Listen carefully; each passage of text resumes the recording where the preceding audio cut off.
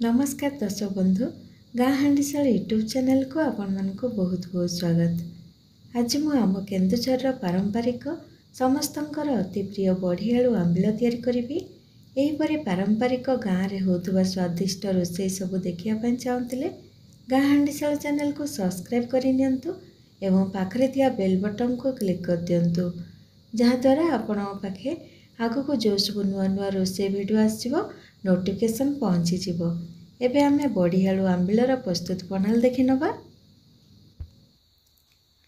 प्रथम आमे pressure cooker रे गोटे ग्लास पानी नबा। पानी को गरम हवा पे दबा। याको आपण कढ़ाई रे भी करि परिबे किंतु प्रेशर कुकर रे कले कम टाइम लागि थाए। पानी गरम होला परे एबे आमे स्वाद अनुसार लूण दे दबा।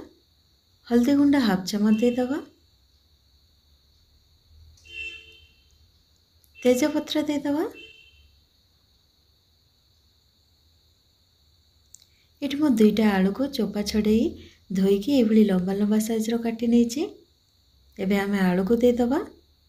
2 खंडा आंबुल को दे दबा। देखंतु ये मो छोट छोट साइज रो बड़ी को भाजिकी रखी। एबे आमे भजा बड़ी को दे दबा। भजा बड़ी दे सारा पर ये मो दुईटा टमाट को लंबा लंबा साइज रो काटिकी रखी ताको मध्य दे दबा। ये मो सोरिष जीरा रो बटा नहीं। सोरिष जीरा रो बटा 2 चम्मच दे दबा।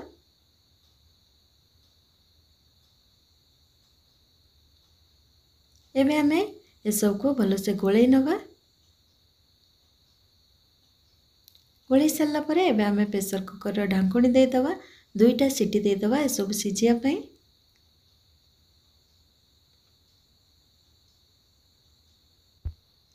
दीटा सीटी देला परे मु गैस बंद कर नैथिली।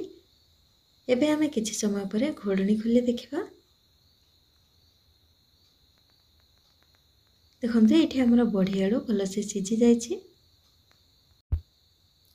बड़ी आलू टमाट को एपरि टिके टिके चापी नेबे जहाद्वारा आंबिलर झोल बहलिया लागिबो। एबे आमे आको छुंक दबा। सेतिपे मु प्यान गरम कर नेछि। सोरिष तेल रे आमे छुंक दबा।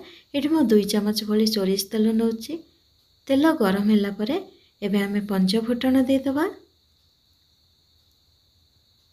पंच फुटण दे सारा पर एठी मु जुआणी हाफ चम्मच दे दोछि। जुआणी देले आंबिलर टेस्ट बहुत भलो आसी थाए। एठी मु सुखिला लंका को दे दोछि। रसुण 10 गला को एठी मु छेचिकी दे देछि। एबे आमे भुसंग पत्र दे दबा। ये सब सामग्री दे सारा पर एबे आमे टिके भाजी नबा।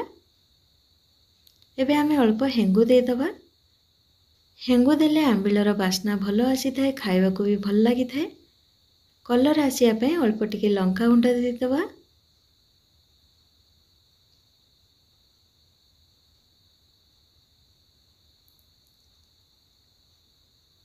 देखंतु एठी हमर रसुण भाजी हे आसलानी।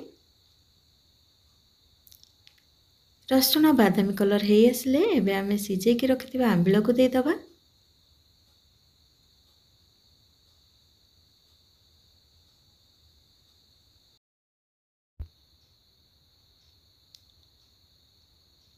एबे आमे गोटे चम्मच चीनी दे दबा।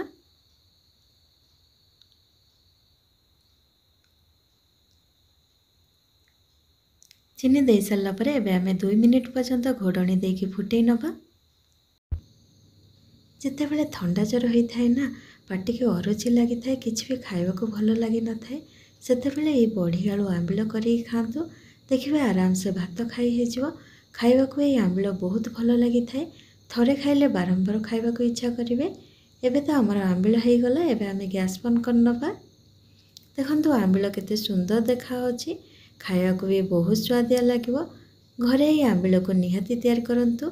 जदि आपण मानको ये बड़ी आलू आंबिल रेसिपी भलो लागिछि लाइक करंतु। फ्रेंड्स फैमिली सहित अधिक रु अधिक शेयर करंतु।